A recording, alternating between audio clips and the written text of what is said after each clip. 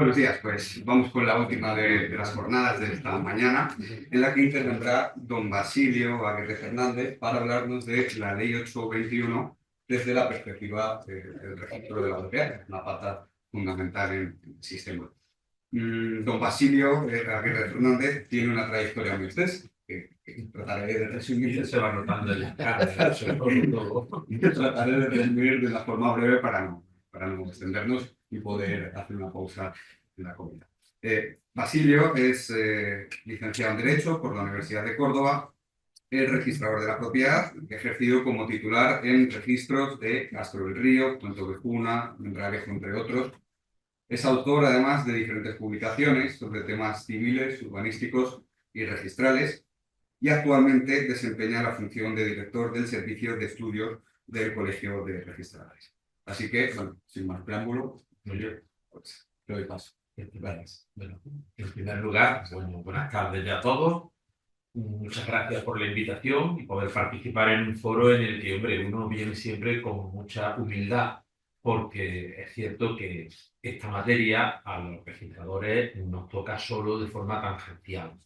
Los grandes protagonistas de la aplicación de la ley y del sistema de cobertura de las situaciones de discapacidad son, por supuesto, los familiares, las propias personas afectadas y, desde luego, pues, en primer lugar, desde el punto de vista de las autoridades, pues los jueces, los fiscales, los trabajadores sociales, las administraciones públicas que dedican muchos esfuerzos a tratar de que la vida de este tipo de personas que tienen distintas situaciones muy variadas, por cierto, pues puede ser lo más adaptada a sus necesidades. Por tanto, nosotros desempeñamos un papel pequeñito, pero es verdad que también la Ley 8/2021 y este tipo de situaciones nos llegan a los registros. Yo, antes de hablar de la ley propiamente dicha, sí que me gustaría hablar un poco de la institución del registro y de qué manera la propia institución ha ido evolucionando y se ha ido adaptando para que cualquier persona, porque cuando hablamos del uso del registro, hombre, normalmente estamos pensando en profesionales, en abogados, en notarios, en procuradores, y bueno, que con ellos pues todo es sencillo, pero también son los ciudadanos los que cada vez más, yo llevo casi 30 años trabajando y sí que he observado que la presencia de personas, de ciudadanos normales y corrientes, no ajenos al mundo profesional, es cada vez más frecuente en las oficinas registrales. Y de qué manera el sistema ha ido tratando de que todo el mundo, sea cual sea su situación personal, pueda acceder en igualdad y en las mismas condiciones al funcionamiento del registro y a los beneficios que la institución produce.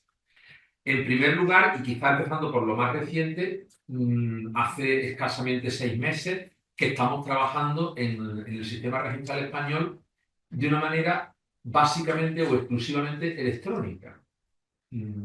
Eso parece que no tiene trascendencia, pero para nosotros ha supuesto un cambio radical. Hasta el 9 de mayo de este año 2024, los registros funcionaban como habían venido funcionando esencialmente desde 1861, con unos libros muy grandes. No sé si habéis tenido alguna la oportunidad de ver un registro, pues unos libros gigantes donde estaban todas las inscripciones desde el año 1861 hasta este año en el que estamos. Y sin embargo, desde el 9 de mayo, esos libros se quedan allí aparcados, se quedan ya como hasta aquí llegó la historia en formato papel, y a partir de aquí empieza una historia en formato exclusivamente electrónico. Evidentemente, la mayor parte de la repercusión de ese cambio es de tipo interna para los registradores, para los empleados que trabajan en las diferentes oficinas, que han tenido que cambiar su manera de trabajar, pero también este cambio ha supuesto una mejora de las posibilidades de relación con el registro. Antes no había prácticamente más remedio que acudir a una oficina registral. Ahora, todo el mundo, cualquiera que sea su situación, puede realizar todas las gestiones relacionadas con el registro a distancia. La puede realizar electrónicamente. Se ha previsto incluso la posibilidad de la videoconferencia. Eso a nosotros, claro, nos resulta chocante. La posibilidad de que cualquier persona pueda pedir cita y conectarse con el registrador correspondiente, ya sea de la propiedad. Yo voy a hablar esencialmente del registro de la propiedad porque además creo que es lo que más relación tiene con el mundo, con el tema que vamos a tratar hoy, pero también está el registro mercantil o el de bienes muebles. Se puede mantener una videoconferencia con el registrador para realizar cualquier tipo de consulta sobre cualquier tema, obviamente relacionado con el mundo inmobiliario. Y cuando digo el mundo inmobiliario, lo digo de una manera amplia, es decir, no necesariamente la consulta termina siendo determinante que trate sobre la realización de una operación registral. A veces las consultas que se nos realizan obedecen a dudas que una persona tiene sobre la gestión de su patrimonio inmobiliario que a lo mejor desemboca de manera inmediata en una operación registral o a lo mejor tarda meses en que eso ocurra. Y esa posibilidad de la videoconferencia incluso puede desembocar en que si el acto es susceptible de provocar un asiento y no es necesario acudir a la notaría porque sea un tipo de gestión de las que se pueden realizar mediante una intervención directa, pues el interesado, el que está conectado, puede terminar solicitándole al registrador que proceda al inicio del procedimiento para realizar ese acto registral.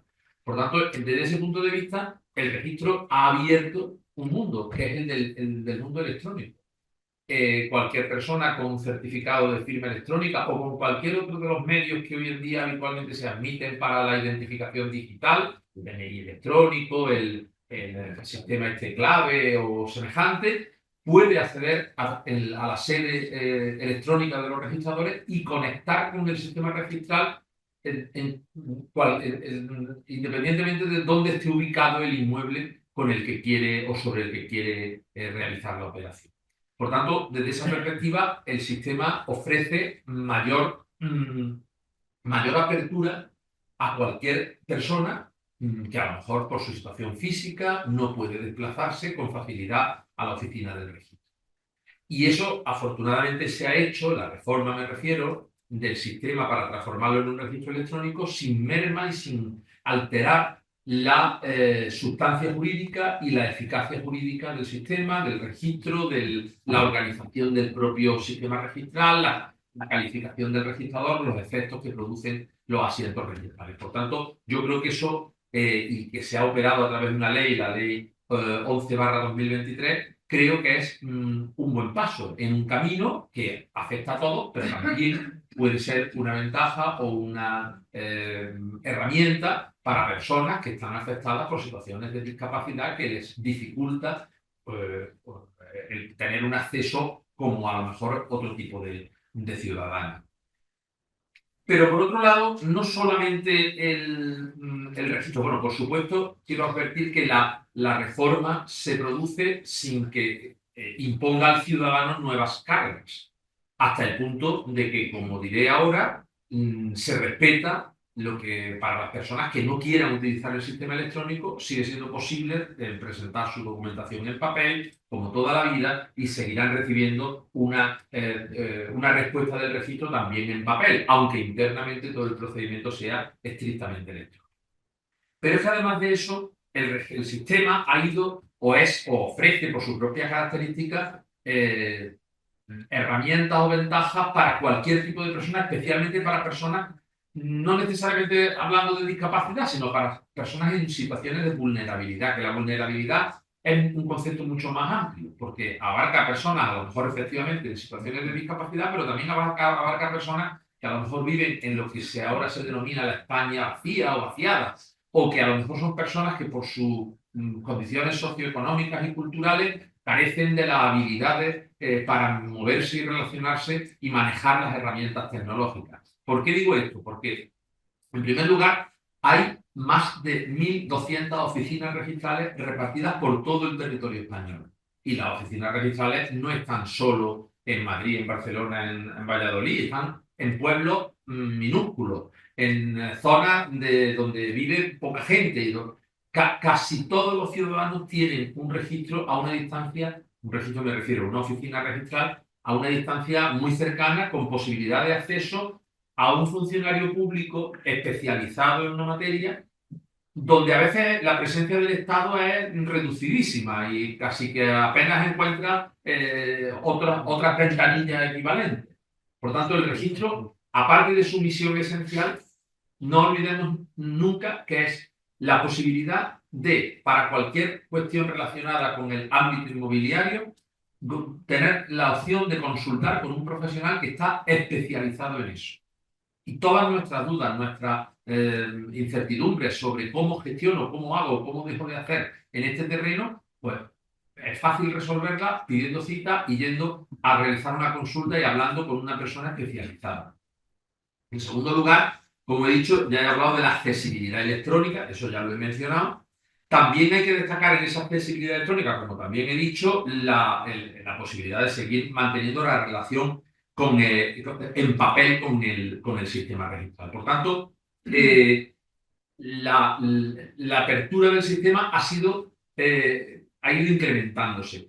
Además, otra cuestión fundamental, aunque esto afecta especialmente a las situaciones de discapacidad física, se ha hecho un esfuerzo muy notable en los últimos 15, 20 años en procurar que todas las oficinas registrales sean accesibles.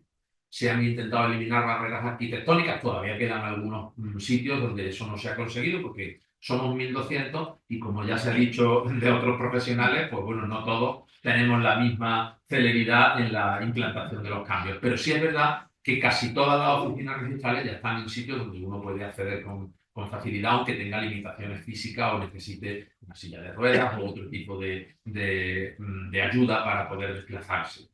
Entonces, todo eso ha ido en el mismo camino. Y ahora ya llegando a la ley 11, a la ley 8/2021, yo creo, bueno, mi juicio global de la ley, y sin entrar, por supuesto, en terreno donde realmente nosotros no pintamos ni decimos nada, pero sí yo creo que el juicio es muy favorable en su conjunto, aunque luego veréis que también critico algunas cosas.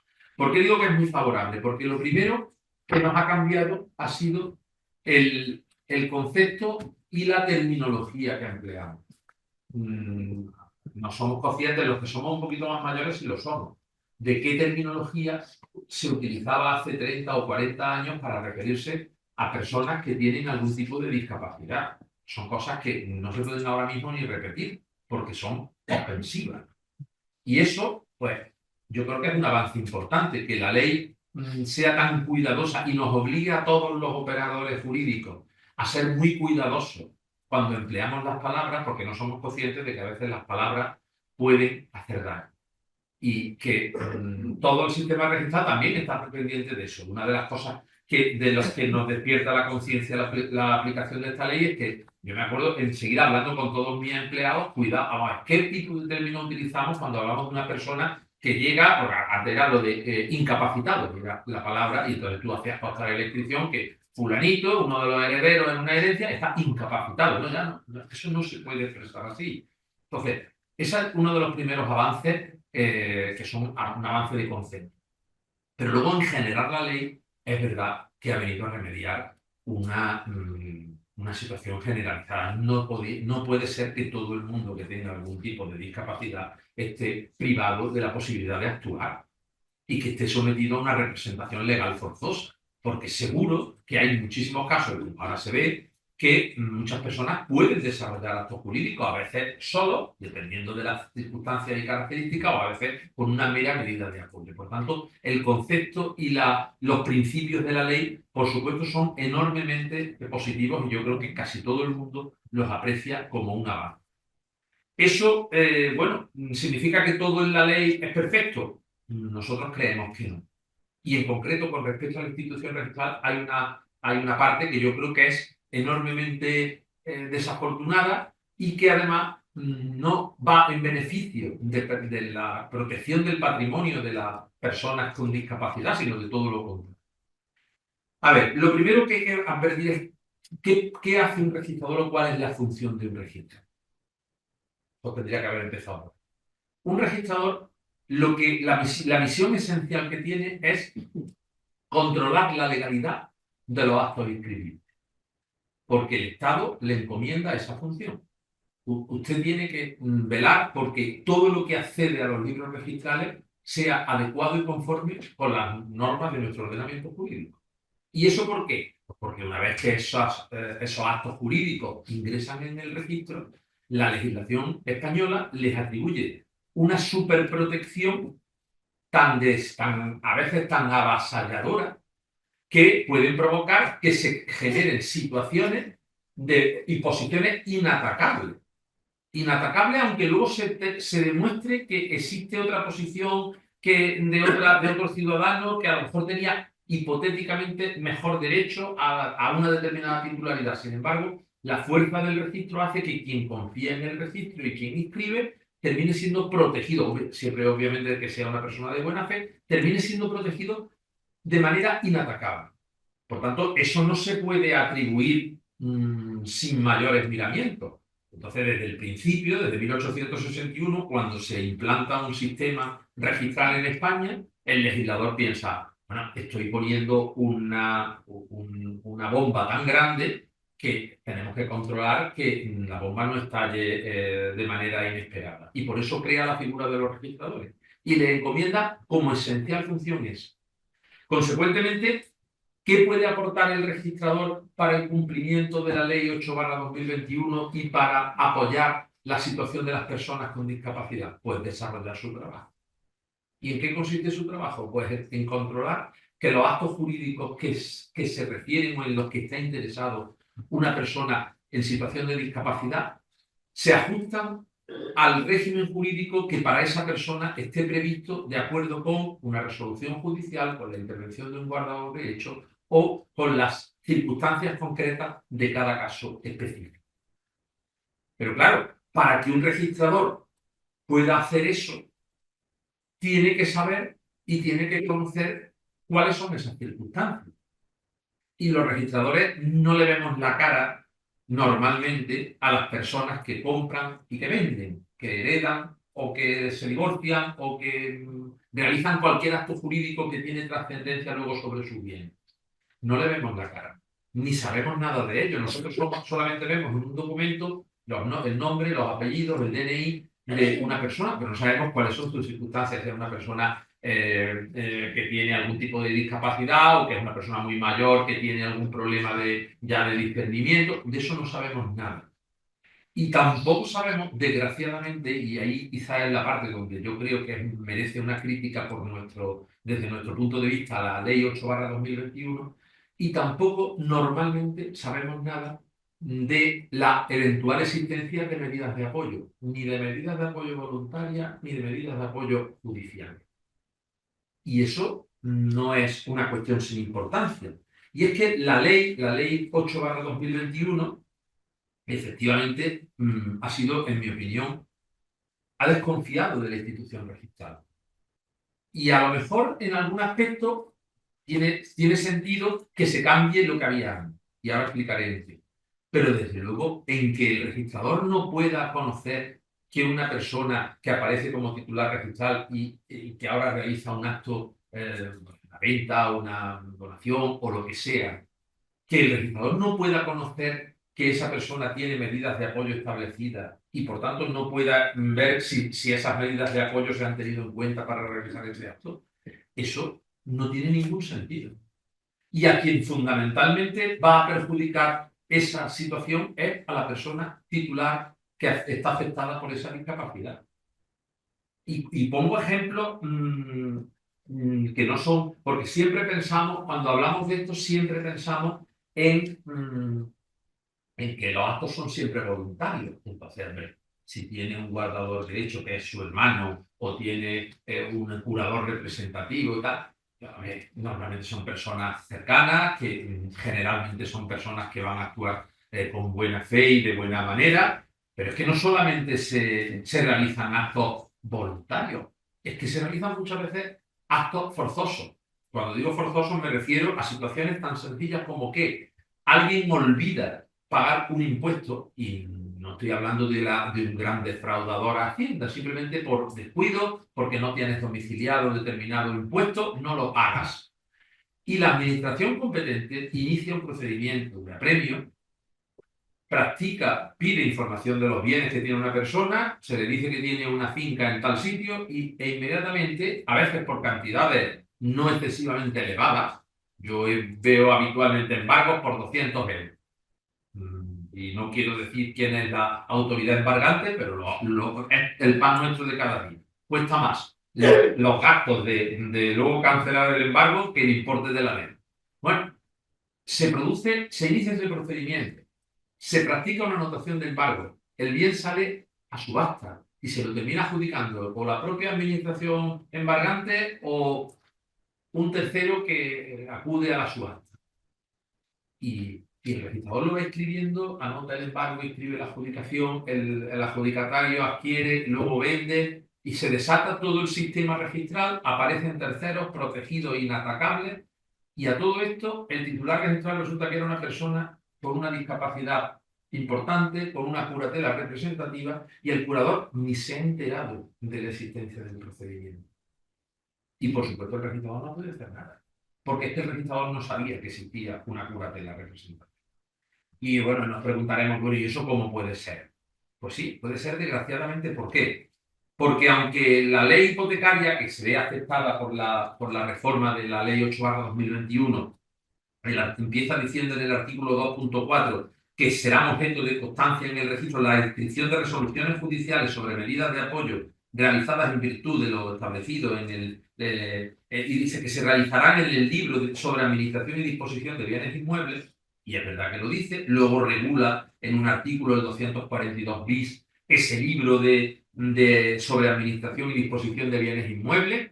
Sin embargo, el artículo 755 de la Ley de Enjuiciamiento Civil, que también es objeto de reforma en esta Ley 8/2021, dice: el letrado de la Administración de Justicia acordará que las sentencias y demás resoluciones dictadas en los procedimientos a que se refiere este título, entre los cuales se encuentran el de las medidas de apoyo, se comuniquen de oficio a los registros civiles para la práctica de los asientos. Estupendo. Ahí sin ningún problema. Párrafo segundo. A petición de parte, se comunicará también al registro de la propiedad, al mercantil o de bienes muebles o a cualquier otro registro público a los efectos que correspondan. En el caso de las medidas de apoyo, la comunicación se hará únicamente a petición de la persona en favor de la cual el apoyo se ha constituido. Es decir, al registro civil, el juzgado comunica de oficio la adopción del auto, la resolución judicial correspondiente, donde se adoptan las medidas de apoyo. Al registro de la propiedad, en el caso que a mí me afecta, no hay solicitud de oficio. Tiene que ser que la propia persona en cuyo favor se establecen las medidas de apoyo o la representación procesal que en ese momento tenga, pida expresamente que se remita la resolución al registro de la propiedad. En la práctica, ¿qué está ocurriendo? Yo llevo 3 años de aplicación de la ley y yo no he recibido ninguna resolución de ningún juzgado en relación con la adopción de medidas de apoyo. Y eso, bueno, pues eso significa que todas las personas que en el distrito hipotecario de Almendralejo, porque es donde yo ahora mismo desempeño mi función, durante estos 3 años, judicialmente o incluso voluntariamente, hayan podido prever o establecerse medidas de apoyo, pues se las habrán establecido, pero yo no las conozco. Por tanto, yo no las puedo tener en cuenta y, consecuentemente, yo no puedo desarrollar la función que el ordenamiento jurídico me tiene atribuida, que es la de controlar la legalidad de los actos jurídicos que van a ser objeto de inscripción. Entonces, yo no entiendo la desconfianza y no entiendo en absoluto la limitación que introdujo el legislador, porque no trae consecuencias positivas para nadie. Es más, yo creo que no trae a veces consecuencias positivas tampoco para los terceros, porque a lo mejor hay terceros que efectivamente son de buena fe, pero nadie quiere adquirir a través de un negocio que tiene un vicio de origen. Aunque luego termine a través de distintas transmisiones, pueda surgir un tercero que queda protegido, hombre, pero nadie busca eso. Normalmente las personas realizan su acto tratando de ajustarse a las normas de nuestro ordenamiento jurídico y lo que quieren es que todo se haga correctamente. Y el papel del registrador es controlar que efectivamente eso se ha hecho correctamente. Pero claro, no se puede jugar al fútbol con los pies atados. Y esa es la situación en la que ahora mismo estamos trabajando en los registros. Nosotros solo estamos viendo la situación de discapacidad de una persona y la existencia de medidas de apoyo cuando en el título que se nos presenta se pone de manifiesto y entonces allí se incorpora con una escritura de herencia, entonces allí se incorpora la resolución judicial y te dice que esta persona está representada por un curador o está en la situación que sea. Solo en ese momento. Y en principio ni siquiera, a pesar de que le vamos a inscribir a esa persona que está representada por un curador representativo, una finca que ha heredado de un pariente, ni siquiera podemos, en principio, con la aplicación literal de la ley, reflejar eso en los libros del registro. Por supuesto, no se hace constar, no se hace constar, no se especifica, lo tenemos que contar en la inscripción, no queda más remedio. Pero nosotros, no, cuando inscribimos a nombre de esa persona, no advertimos nada. Y la titularidad de esa persona va a aparecer como una titularidad no sujeta a ningún tipo de medida en caso de que esa persona pretenda en el futuro realizar otra transmisión o cualquier acto jurídico del tipo que fuere. Pero es que tampoco lo podemos hacer constar en el libro que nos han previsto especial de facultades de administración y disposición, porque la letra del 755 lo único que prevé es que nos remitan de oficio o a petición de parte, no, perdón, de oficio no, a petición de parte desde el juzgado la resolución judicial, y eso no ocurre nunca, por lo menos hasta ahora. ¿De acuerdo? Consecuentemente, yo simplemente alerto de eso, porque es que yo creo que eso es un peligro. Y afortunadamente, entre comillas, todavía, por el escaso tiempo transcurrido, la mayor parte de las personas, por ejemplo, que en mi distrito están afectadas o están sujetas a medidas o tienen situaciones de discapacidad, provienen del sistema antiguo, del que sí tenemos mucha más información. Sin embargo, de lo que esté sucediendo desde la entrada en vigor, desde septiembre del 21 en lo sucesivo, desconocemos lo que está pasando. Desde luego nosotros no tenemos nada. Y a nosotros, no sé si en algún caso seguro que sí, pero estoy hablando en términos generales, no se remiten resoluciones judiciales.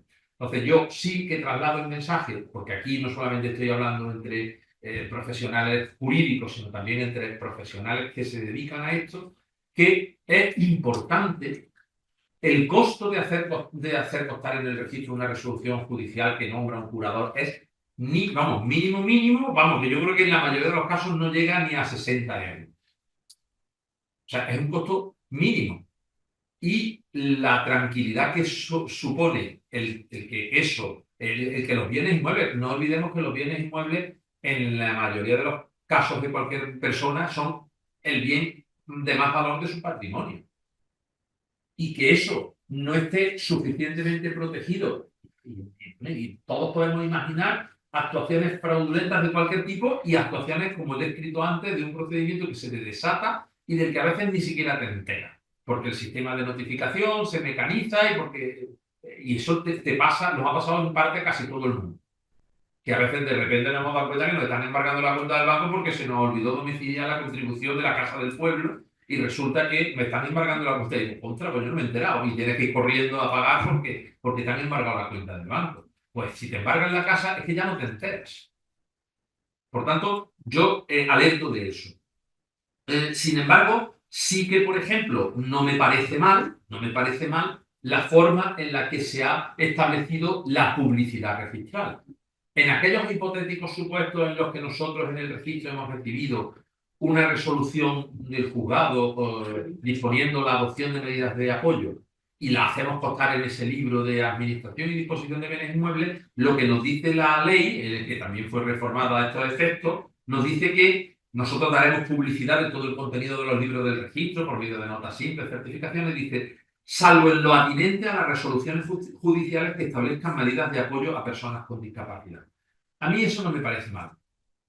Ya hay compañeros míos que tampoco lo ven bien. Yo no lo veo del todo mal. ¿Por qué? Porque yo creo que sí que la ley ha tenido claro que la publicidad registral de las medidas de apoyo corresponde al registro civil y por tanto, si yo soy un tercero, voy a contratar con una persona y puedo sospechar que esa persona pueda tener circunstancias que hayan determinado la adopción de medidas de apoyo, lo que tengo es que pedir información en el registro civil. Y que el registro de la propiedad simplemente informe de la titularidad de los bienes, aunque luego el legislador, cuando llegue la hora de calificar, naturalmente, tenga en cuenta, obviamente si puede y ha tenido acceso a esa información, la existencia de medidas de apoyo. ¿De acuerdo? Por tanto, desde esa perspectiva, pues hay un elemento, este último, que no me parece mal, pero sí que lo otro me parece altamente desafortunado. Y que además no tiene ninguna justificación. Sinceramente, yo por muchas vueltas que le doy, es que no le encuentro la justificación. Pero en fin, es lo que salió de la reforma. Esperemos que en algún momento o a través de la práctica, porque los letrados de la Administración de Justicia, los propios miembros de la Fiscalía, las asociaciones y las fundaciones que tienen presencia en el mundo de la discapacidad, se conciencien de la importancia de cerrar el círculo de protección y de auxilio y de apoyo a personas que están en estas situaciones de discapacidad. Y desde luego la constancia en el registro, en el caso de que obviamente se tengan bienes inmuebles, es muy importante. ¿Qué más cosas puedo contar? También, por ejemplo, la reforma, bueno, aquí quizá va un poco en la línea de preservar la situación o el proceso de establecimiento de medidas de apoyo, esto puede ser más discutible, suprimió la posibilidad de la anotación preventiva cuando alguien presenta una solicitud de adopción de medidas de apoyo, ya sea a través del Ministerio Público o a través de otra instancia, se presenta esa solicitud.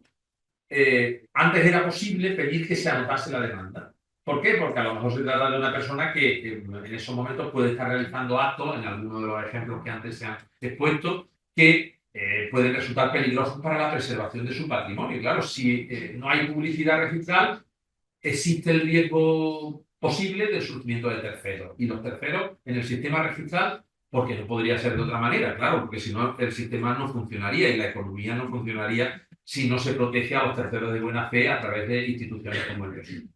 Pero bueno, se ha eliminado la posibilidad de la anotación preventiva. No sé si en alguna futura reforma se planteará al menos alguna medida intermedia. Luego me queda también destacar, como no sé, creo que llevo media horita ahora. Sí. Bueno, desde el punto de vista de las medidas de apoyo voluntario, sabéis que, bueno, lo conocéis mejor que yo, seguro. Existen muchas medidas de apoyo voluntario, tanto las que una persona puede adoptar con respecto a su propia gestión en este caso patrimonial, que es lo que a mí me interesa, como la propia previsión de poderes preventivos, de ese tipo de herramientas que regula ahora el Código Civil. No está previsto en ningún sitio, pero obviamente, y con la misma justificación que para las medidas judiciales planteado antes, por supuesto que eso también se puede hacer constar en el registro. Ayer, casualmente, una compañera del País Vasco me mandó una escritura otorgada por una señora mayor que la verdad que me pareció magnífica. O sea, el esquema de planteamiento que hacía la señora era impecable, porque ella misma empezaba reconociendo que estaba sufriendo ya algunas alteraciones en su conciencia, en su manera de entenderse, y que en previsión de que su situación iba a empeorar, estableció un sistema de apoyo extraordinario. Entre sus hijos, tenía 4 hijos, a uno de ellos le encomendaba la función de gestión de su situación personal y familiar, y al otro le encomendaba la gestión patrimonial. Establecía qué había que hacer incluso en los actos de mayor trascendencia, que estarían sujetos no a autorización judicial, sino al consenso entre 3 de los 4 hermanos. Luego establecía también, y finalmente, el poder preventivo. Y claro, lo habían presentado en un registro de la propiedad en Bilbao. Y entonces la compañera me llamó y dice, esto es algún documento. Digo, pues lo que tienes que hacer es incorporarlo al libro de facultades de administración y disposición. Digo, porque esto son medidas de apoyo de tal manera que esta mujer, si dentro de 5 años se presenta un documento, ya sea un documento voluntariamente otorgado por ella o un documento proveniente de un procedimiento ejecutivo del tipo que fuere, tú tendrás que tener en cuenta estas medidas de apoyo. Y si no se cumplimentan adecuadamente, de acuerdo con lo que ella misma ha establecido ahora, tendrás que rechazar la inscripción o la anotación preventiva o lo que sea. Por tanto, las medidas de apoyo voluntaria también pueden tener acceso al registro. Y no hay ningún problema. Si alguien decide, yo creo que además deben fomentarse, en la medida, sobre todo teniendo en cuenta que hoy vivimos en una sociedad de personas que afortunadamente cada vez viven más años. Mi madre tiene 92 años, ya la pobre no está del todo bien, pero hasta hace 2 días estaba en perfectas condiciones. Entonces, una persona que ve cómo se va haciendo mayor, pues debería ser costumbre y generalizarse entre los españoles el ser conscientes de que vamos a vivir 90 y tantos años, pero a lo mejor no llegamos en nuestra plenitud, o a lo mejor prever un sistema de estas características de forma voluntaria, sin necesidad de un procedimiento judicial, pues puede ser bueno, estableciendo incluso las salvaguardas, porque la ley lo permite, para que la actuación no sea puramente arbitraria a lo mejor de alguno de los hijos, sino previendo mecanismos de salvaguarda y de control. Y eso, pues, por supuesto, que se haga constar en el registro. Ya que se hace, vamos a cerrar el círculo y vamos a garantizar que ninguna operación afectante a alguno de los inmuebles de los que yo soy dueño se pueda realizar sin que estén garantizadas todas esas medidas que yo he querido establecer para la gestión de mi patrimonio. Por último, y en unos minutos sí que quiero hablar un poco de la figura del guardador de hecho y su relación o su actuación en el ámbito registral. Lo primero, por supuesto, yo no voy a entrar en la figura en general porque no excede de mi competencia. Evidentemente, yo creo que es un acierto de la reforma el potenciar y el resaltar la figura del guardador de hecho, que antes de la reforma parece que era una especie de extraño que no le tocaba más remedio, pero que rápidamente que corriese al juzgado porque casi estaba cometiendo un delito por estar atendiendo a su padre, a su madre o a su hermano. Entonces, a mí me parece la reforma en términos generales muy acertada. Y lo que a nosotros nos atañe, pues fundamentalmente el famoso artículo 264. Es verdad que desde el punto de vista del registro, pues el 264 ¿Y en no... qué consiste el 264? el Porque el número... 264 que regula el 264 del Código Civil, que regula la actuación representativa de los guardadores de hechos, pues establece que en general cuando un guardador de hechos realiza actividades que implican la representación de la persona afectada por esa guarda de hechos, necesitará de una autorización judicial, salvo, y establece dos excepciones que ya se han comentado antes, el asunto de las... Lo voy a leer literalmente porque así no me equivoco. A ver, el 264, el párrafo tercero dice: no será necesaria la autorización judicial cuando el guardador solicite una prestación económica a favor de la persona con discapacidad, cosa que obviamente no tiene nada que ver con el registro. Dice, siempre que esta no suponga un cambio sustantivo en su forma de vida, dice, o realice actos jurídicos sobre bienes de esta que tengan escasa relevancia económica. Hombre, o carezcan de especial significado personal o familiar. Evidentemente, a nosotros esta excepción prácticamente no se puede aplicar nunca, porque es difícil pensar en una actuación sobre bienes inmuebles que tenga escasa relevancia económica. Por tanto, nosotros no tenemos que entrar en gran debate sobre la interpretación de este párrafo que está dando tanto que hablar. A nosotros la actuación del guardador de hecho puede venirnos en dos modalidades. Un guardador de hecho puramente asistencial que acompaña a una persona que otorga, por ejemplo, una escritura, en cuyo caso tampoco hay problema, porque ni vamos a pedirle grandes requisitos de identificación. ¿Por qué? Porque si la propia persona objeto de la guarda de hecho está allí presente, pues no le voy a pedir que vaya a ningún sitio, ya me lo está diciendo él. Pues este es mi guardador de hecho que me asiste, que me acompaña y que me aconseja en la realización del acto jurídico, y ahí poco problema puede haber. Y la segunda opción es cuando el guardador de hecho actúa solo, porque la persona en situación de discapacidad pues está en una situación en la que no puede comparecer para realizar ella ninguna actuación. En este caso, como va a tener que venir acompañado de autorización judicial, pues tampoco va a haber problema, porque ya la propia autorización judicial, lógicamente, identificará a quién se le concede, que será el guardador de hecho que la haya solicitado. Sí que es verdad que hemos tenido un asunto polémico del que, por casualidad, porque eso son las casualidades, el que calificó el documento fui yo. Y entonces todo el procedimiento lo he vivido en primera persona. El asunto fue que dio lugar a una resolución de la Dirección General de 19 de enero de este año, 19 de enero de 2024. El asunto era el siguiente. Era una partición de herencia realizada por un contador partido. El testamento eran tres hijos, uno de ellos había sido declarado incapaz en el año 2001-2002 y se había rehabilitado la patria potestad de los padres. Pero primero murió el padre, me parece, y luego había muerto la madre a principios, finales de 2023.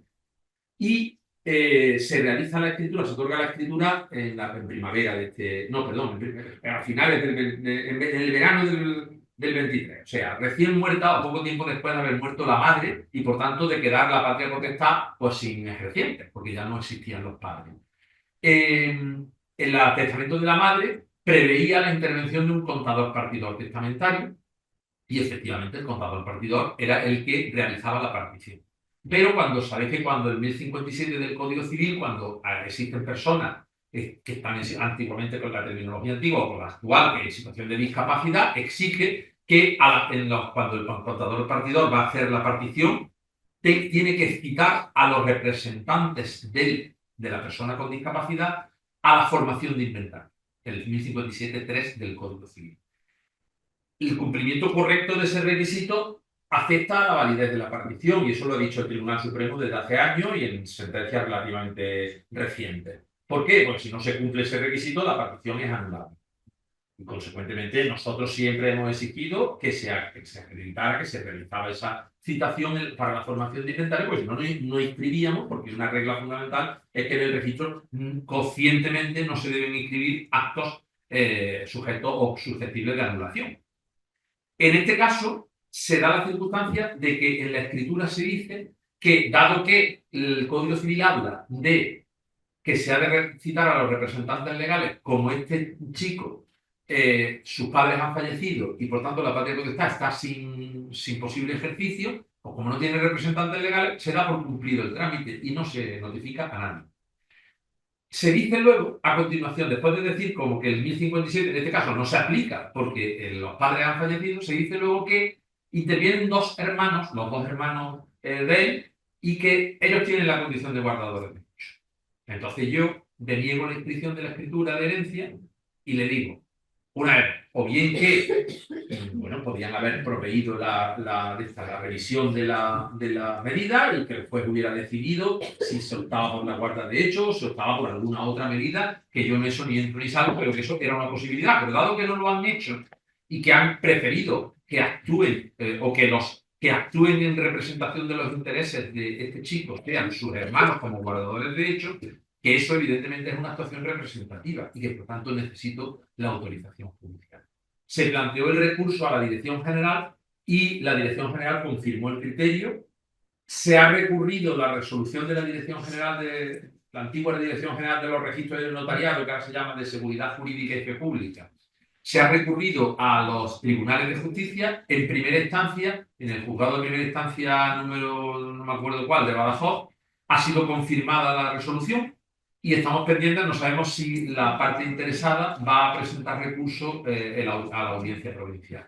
Entonces, este ha sido el asunto que hasta ahora nos ha dado más guerra en la cuestión y gestión y actuación del guardador de hecho. Pero como digo, creo que es un asunto excepcional porque es muy difícil imaginar la posibilidad de que un guardador de hecho actúe en el ámbito inmobiliario sin autorización judicial. Porque, claro, es muy difícil pensar que una actuación sobre bienes inmuebles carece de relevancia económica. Consecuentemente, yo creo que básicamente eso es lo que yo tenía que decir y simplemente volver a insistir de verdad que es el mensaje que yo quería hoy dejar aquí y trasladar en esta jornada. El registro de la propiedad no es un obstáculo. El registro de la propiedad no está, aunque a veces, como todo, pues si se nos pide que cumplamos requisitos, pues claro que hay que cumplirlos. Pero los requisitos no están para fastidiar a nadie, sino todo lo contrario. Y en el ámbito del que estamos hablando, esos requisitos, el principal beneficiario del cumplimiento de esos requisitos es la persona afectada por una situación de discapacidad. Por tanto, ser conscientes de eso y en la medida de cada uno de sus posibilidades y de sus responsabilidades, recordar que la constancia en el registro puede ser determinante para la adecuada conservación de su casa. Pues nada más, muchas gracias por la atención.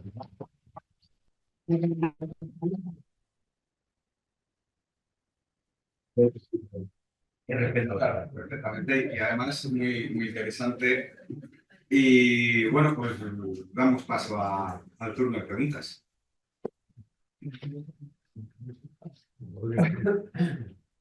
Hola. Buenas tardes. Se oye, no se oye. Yo lo oigo desde luego. Acércate un poquito más. Se oye. Bueno, yo lo oigo. Vamos a ver, es en relación al envío de las medidas de apoyo de los tribunales al registro de la propiedad. Bueno, vamos a ver, por principio esas medidas no son para toda la vida, es decir, son variables y cambian con el transcurso de la evolución de la persona. Es pensable que a lo largo de su vida vayan cambiando. Habría que mandar a lo largo de eso, pues tantos como cambios hubiera. Eso por un lado. Por otro, creo que ese tipo de limitaciones están muy bien recogidos en el registro civil, que es donde... Y yo entiendo que mandarlas ya sea de oficio o de a instancia de parte al registro de la propiedad, al mercantil, al no sé qué, a la seguridad social, yo creo que si se recogen en ese registro hoy día telemáticamente es muy fácil consultar antes de hacer nada, consultar con el registro civil y ver si hay alguna limitación. Creo yo. Bueno, evidentemente, eso en teoría eso podría ser razonable si el registro civil, si nosotros, por ejemplo, pudiéramos consultar el registro civil con la misma facilidad con la que consultamos el registro mercantil o el registro público concursal, por ejemplo, no tiene nada que ver con la discapacidad, pero otra circunstancia que puede afectar a la manera de actuación de las personas es las situaciones concursales. Yo, por sistema, de cada persona que interviene en un acto jurídico inscribible, consulto el registro público concursal, porque solamente tengo que darle un clic en la pantalla y me sale si esa persona está o no sometida a alguna situación concursal. Es muy fácil. En el caso de las sociedades mercantiles, yo cada vez que interviene en una sociedad mercantil, compruebo si efectivamente el señor que interviene en la escritura es el administrador de la sociedad o el apoderado o lo que sea. Sin embargo, la consulta del registro civil para nosotros es imposible. Nosotros teóricamente podríamos consultar el registro civil telemáticamente. La profusión de datos que me piden para que yo haga una consulta para saber si una persona tiene medidas de apoyo, por ejemplo, o para, no, ya no digo solamente para eso, por ejemplo, para saber si una persona que me dice que está soltera, efectivamente está soltera o está casada o está sometida o tiene unas capitulaciones matrimoniales inscritas en el registro civil. Necesito tal información de la persona, de la que no dispongo, por supuesto, porque el formulario que tengo que rellenar para acceder a esa información me pide datos como lugar de nacimiento. Yo estoy viendo una escritura de herencia donde o de compraventa y yo no puedo saber, a mí yo no sé ni dónde nació esa persona, ni siquiera cuándo nació, porque a mí solamente me hacen constar en un documento nombre, apellido, domicilio y DNI. Entonces, es materialmente imposible. Yo he probado en varias ocasiones. Será una cuestión instrumental entre registros, ¿no? Sí, primero que el registro civil es un identificador único. Sí, pero el problema es que el registro civil, para empezar, no está en el sistema electrónico en toda España. Está empezando a implantarse, en algunos sitios está un poco más adelantado, en otros sitios está en pañales. Hace un año escaso estuve yo en Sevilla haciendo una charla sobre el registro electrónico y estuvo una persona, un magistrado que trabaja en materia de registro civil, terminar el proceso de conversión del registro civil en electrónico en toda España iba para largo. Yo ni entro ni salgo porque yo eso no es competencia mía. Yo lo único que digo es lo que en la realidad se vive. Lo que en la realidad se vive es que es materialmente imposible, a menos que yo vaya personalmente al registro civil, cosa que además por otro lado es que, para empezar, yo no puedo saber dónde están inscritas las medidas de apoyo de una persona si no sé dónde ha nacido. Claro, o sea, es materialmente imposible. Mientras que el registro civil no se convierta en un registro y funcione, por ejemplo, como el registro mercantil. Yo en el registro mercantil me meto y lo único que tengo que poner es el CIF de la sociedad y en 10 segundos tengo la información de todo lo que concierne a esa sociedad. Eso, ahora mismo, en España, en el presente, es inviable. Es inviable. Yo no digo que no lo sea dentro de 10 años, pero claro, yo advierto de la situación presente. Yo no puedo, de hecho no lo intento, o sea, es que no tiene sentido porque es que no puedo pedir la información. Luego, si yo solamente he conseguido pedir la información de mí mismo Claro, porque yo sí sé dónde nací, sé cómo se llama mi mujer y dónde me casé. Entonces, sí tengo, un día por curiosidad, completé todo el formulario y efectivamente, mi caso era el Registro Civil de Córdoba y estaba ya medio informatizado y entonces me mandaron mi certificación de matrimonio. Pero claro, yo mis datos me los sé, los del resto de personas que transmiten y adquieren bienes en el registro, obviamente no los. Entonces, ahora mismo eso es quimérico. Yo simplemente advierto por qué digo esto, porque de verdad que para nosotros, como registradores, desde luego que no es un negocio el hacer constar en los libros del registro las resoluciones que afectan que establecen medidas de apoyo. Eso es, primero que son pocas, no son proporcionalmente, no son tantas personas las que tienen establecidas medidas de apoyo. Segundo, porque el costo, como digo, es ínfimo, porque eso no tiene cuantía económica y por tanto se cobra una cosa, vamos, irrisoria. Y en segundo lugar, porque, bueno, supone para nosotros, bueno, pues un elemento más añadido a tener en cuenta. Entonces, Y el libro ese del sí. que habla es un registro, o sea, es un libro único para toda España. No, es un libro, sí, bueno, el libro es que no lo he querido contar todo. La ley prevé que el libro, que por supuesto se lleva en formato electrónico, es el libro que se llama de Facultades de Administración y Disposición. Recoge esa información y a través de la intercomunicación con el Colegio de Registradores se genera un sistema de índices, de manera que, aunque yo envíe o sea, por ejemplo, se adoptan medidas de apoyo sobre una persona determinada que tiene su casa aquí en Valladolid. Yo entonces le pido al juzgado que envíe el auto al registro de Valladolid. El registrador de Valladolid lo hace constar en el libro este de Facultades de Administración y Disposición, pero el registrador de Almendralejo, si en algún momento esas personas a las que se le han establecido las medidas de apoyo realiza un acto jurídico que va a inscribirse en Almendralejo, al registrador de Almendralejo le salta un aviso y le dice, atención, tenga en cuenta que esta persona con este NIF tiene establecidas medidas de apoyo inscritas en el registro de tal sitio. Y, evidentemente, las consultas. O sea que no hay que mandar naturalmente a todos los registros de España. Normalmente las personas, cuando se mandan al sitio donde uno tiene pues, su inmueble o sus dos inmuebles, que es lo que tiene el 90% de los españoles, ¿no? O sea que luego ya internamente nosotros tenemos un sistema de interconexión y de indexación de esa información que permite que cualquier registrador de España sea alertado de esas circunstancias. ¿Voy a hacer aquí una pregunta? Sí, es que además el problema mayor es cuando el registro, o sea, el juzgado libra el exhorto cuando dicta la autorrevisión, libra exhorto para que se inscriba y no se inscribe. Y luego se realiza la compraventa del bien, se va a inscribir en el registro, el registrador solicita certificado y en el certificado literal no aparece siquiera inscrita Vamos a ver. curatela. La inscripción, si no se inscribe, porque tenga, bueno, evidentemente nosotros cuando vamos a hacer constar o practicar cualquier asiento, lo primero que hacemos es calificar el documento. Pero imagínase que nos envían un auto desde el juzgado y lo primero que vamos a mirar es si el auto es firme. Y si no es firme, vamos a suspender la inscripción. Pero eso, de la misma manera que recibimos del juzgado el auto, se lo devolvemos y le decimos, oiga, que yo no he podido practicar el asiento porque este auto no es firme, o por lo menos no consta en el testimonio que me reenvían, no consta la firmeza.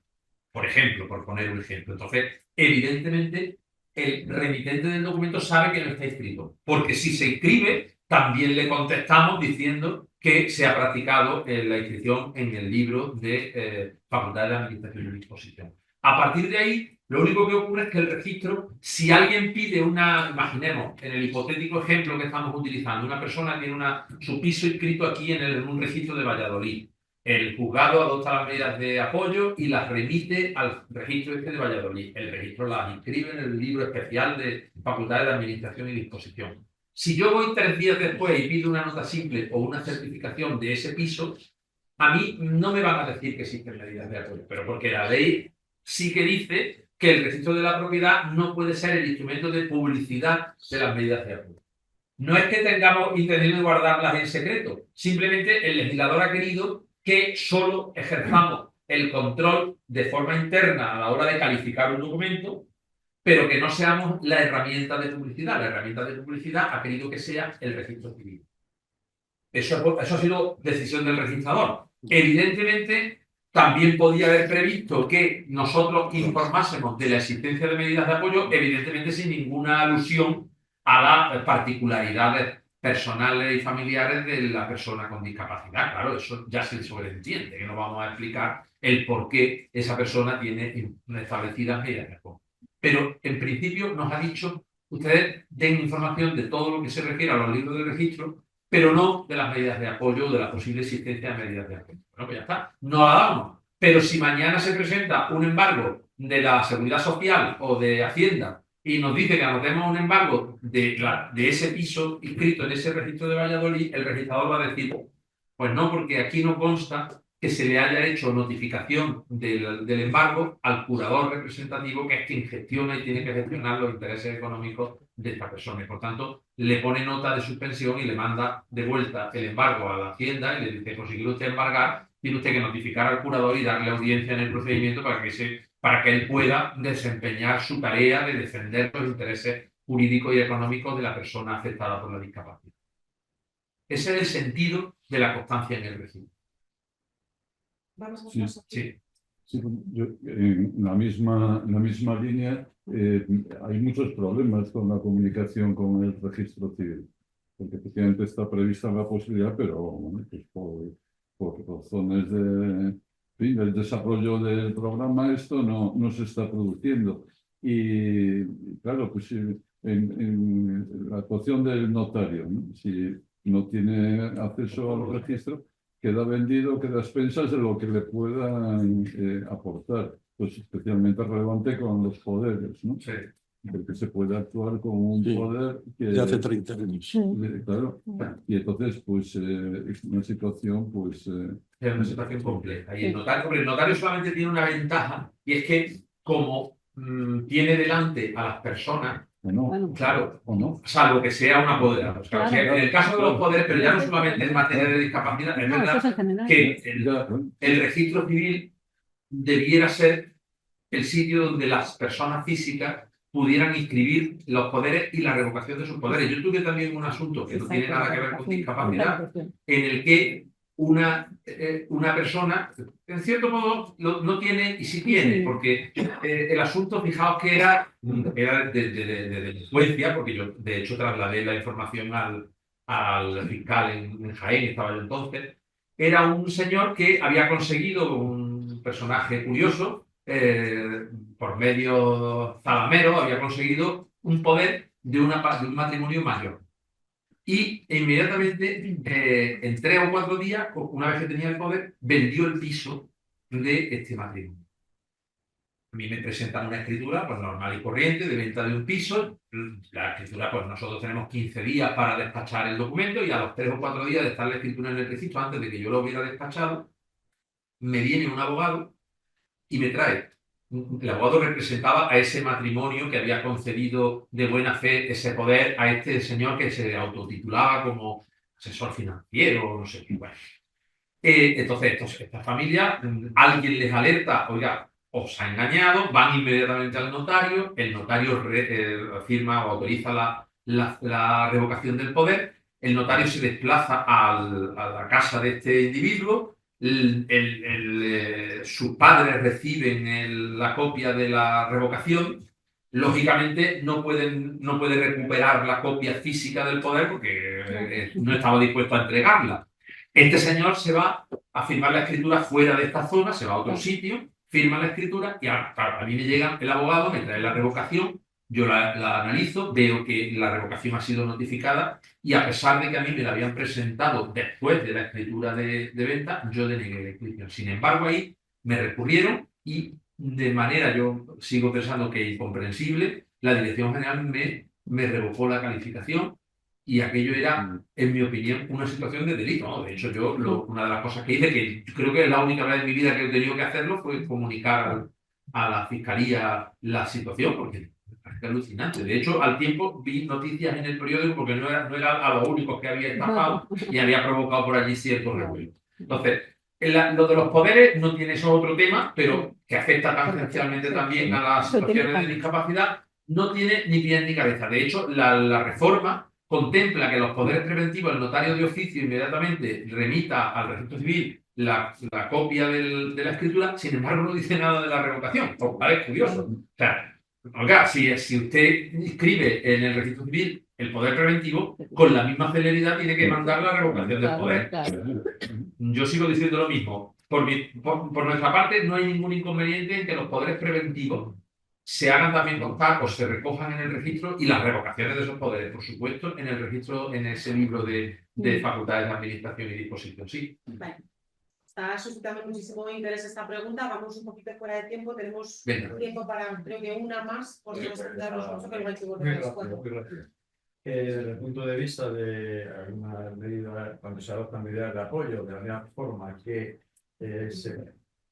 se transmiten directamente al registro civil y a instancia de parte al registro de la propiedad, y que esto de alguna forma puede crear algún tipo de desprotección respecto a los bienes inmuebles a los que se refiere, cuando se da un caso, por ejemplo, de un patrimonio protegido en el que se sustancia en un bien inmueble parte de ese patrimonio, incluso puede haber partes condóminas, la propia esencia de la constitución del patrimonio protegido ya exige un grado de discapacidad de 65% al menos por parte del titular de ese patrimonio.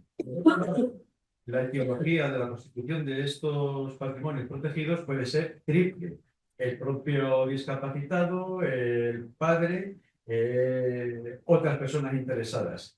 Ahí sí que queda constancia de estos hechos, incluso queda constancia de la existencia de unos administradores específicos respecto a ese patrimonio protegido. En estos casos, obviamente, ante una anotación preventiva, ante una reclamación, evidentemente, claro. Está ahí. Sí, de hecho, la regulación del patrimonio protegido, en lo que se refiere al aspecto de publicidad registral, se queda un poco disonante con la previsión que introduce la ley de la que estamos hablando. ¿Por qué? Porque evidentemente sí. Yo lo he visto, es cierto que yo personalmente nunca he inscrito un patrimonio protegido, pero bueno, supongo que en algunos casos se inscribe. Yo no lo he visto personalmente o profesionalmente. Pero es cierto que, claro, si yo tengo un bien afecto a un patrimonio protegido constituido de acuerdo con la ley de 2003, claro, es que yo no puedo decir lo contrario, pero es que es imposible informar de que un bien está sujeto a ese régimen especial sin que se trasluzca que evidentemente detrás hay una persona afecta a una situación de discapacidad. Claro. O sea, eso es imposible. Nosotros, cuando siempre, claro, se plantea la duda muchas veces de, en aquellos casos en los que sí, por ejemplo, el típico asunto que se da con mucha frecuencia, una herencia donde uno de los hermanos pues está en situación de discapacidad y lo representa un defensor judicial o un curador o su hermano, en fin. Pero claro, nosotros es inevitable que en el cuerpo de la inscripción tenemos que contar que el heredero tal ha sido representado por este señor y tenemos que explicar en condición de que él lo representa. Entonces, ahí queda la duda. Algunos compañeros dicen, bueno, yo si alguien me pide información de esta finca, yo no, obviamente no voy a decir que este señor estaba en situación de discapacidad, pero sí voy a decir que la titularidad de este señor está sujeta a especiales medidas de administración y disposición, sin mayores detalles. Pues claro, también es cierto que los terceros, sin ningún tipo de mala intención, deben saber, hombre, qué requisitos tienen que cumplimentar para que el negocio sea válido. Entonces, ahí se crea esa sombra de dudas. O sea, es cierto que nosotros no debemos informar de las medidas de apoyo y por supuesto no debemos concretar porque la medida de apoyo supone una curatela representativa o esto o lo otro, pero sí advertir pues, de que este señor, que es titular de esta finca, tiene un régimen especial de administración y disposición de bienes. Y a partir de ahí, el que tenga interés, pues que vaya al registro civil o que gestione ya personalmente en la operación. Es que es una situación que estamos tan en el filo y en el límite de la navaja que es complicado desenvolverse. Es como estar en eso que ahora se juega tanto con el fuera de juego ese que ponen con la rayita, pues es casi lo mismo, que no sabe uno si por la oreja derecha le van a quitar fuera de juego, claro, por un lado o por el otro. Bueno, pues Nada, 30 una última segundos. pregunta. Nada, 30 Así segundos. que la última. Sí, no, en relación con lo que decía Rodrigo, y que tiene parte de razón, pero tú imagínate, Rodrigo, que cada persona que realiza cualquiera de los millones de actos que se realizan tuviera que decir, no estoy sometido a medidas de protección, no tengo medidas de protección. Y el otro, efectivamente, tiene que ser la regla de excepción, es decir, salir cuando sí se tienen algunas medidas de apoyo. Y entonces el único sistema a medio plazo que le veo hoy es el de alertas. Como funcionan, como has dicho, Basilio, en el registro mercantil que está haciendo, y de repente te sale una luz roja ahí, oiga, tenga cuidado que esta sociedad está concursada. Esto es lo mismo, las personas están haciendo actos jurídicos y de repente le sale una lucecita y dice, métase usted en el registro civil que aquí pasa algo. Pero bueno, ya hemos visto que Ya, no, pero digo para el futuro, cuando se implanten por las diferentes comunidades autónomas, que esa es otra cuestión, que muchas no han asumido competencias en materia de registro civil. Están pañales, pero es muy habitual telemáticamente comprobar si un sujeto pasivo debe o no debe dinero. No, si el problema que, como sabes, cotidianamente el tráfico de inmuebles está sometido a unas mayores formalidades y demás, pero tú imagínate el problema cotidiano de la persona que tiene medidas de apoyo y que firma contratos de telefonía abusivos, que hace los créditos estos rápidos que te los hacen allí con unos intereses usurarios, etcétera. Y Jesús podría informar de algunos de esos casos, que luego hay que ir a los tribunales a anularlos cuando se sabe que ha existido. Porque el juzgado, un procedimiento ejecutivo, le notifica a la persona, ni va por allí, le condenan en rebeldía y ya te enteras cuando el pobre hombre tiene con sus hermanos la casa de sus padres y se la han embargado porque el teléfono móvil debe no sé cuánto o porque pidió un crédito de estos cash rápido de no sé qué y no ha pagado y el juzgado, pues claro, el juzgado le cita, no comparece, se dicta la sentencia en rebeldía y se desencadena todo. Por eso, a medio plazo, que costará en hacerlo llegar, tiene que ser un sistema de alertas.